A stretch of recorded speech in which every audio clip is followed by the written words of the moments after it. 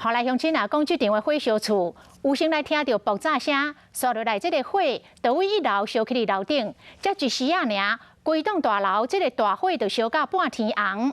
有不少的住户伫咧困梦当中来惊精神，赶紧来逃命。也是有真侪人，700外个人掉伫咧火场，一直咧喊救人。这警消赶到现场，布水线，出动电推车。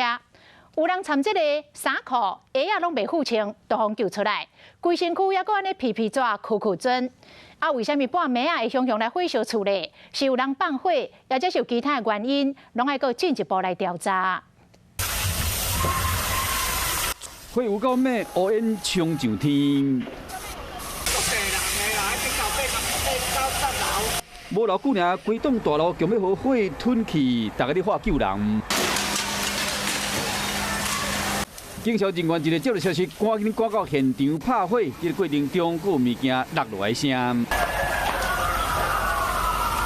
现场毋是火，就是乌烟，根本看袂清楚，阁有真侪人还未走出来。气氛愈来愈紧张，赶紧出动分推车，哪抓水哪把时间将人救落来。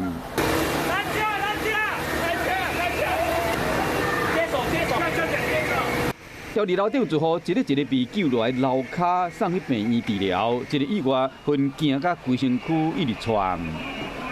火抓到，没有了哈，呛到了哈。炮火兄弟往回走过啊抓，把时间入去火场救人。淹过民众一直看无亲人，真正有够着急。强大声的话，都是希望讲会使赶紧得到回应，传来好消息。民众烟真大，无法度，我门拍开，无在头冲出去，我阁有手电筒。火烧厝的所在伫高雄的盐埕区，透早2点外，这栋城中城大楼，敢若有爆炸声了后，开始就导火，火势愈发不可收拾。高雄市长陈其迈嘛伫第一时间赶到现场去关心。现在起火的原因是不能排除人为的因素了抢救人员在里面逐层的去做搜索，那目前已经完成第1次的全面搜索。半暝发生这严重的代志，死伤的人数还阁统计，到底是人为放火，还是有其他的原因？目前还会阁调查。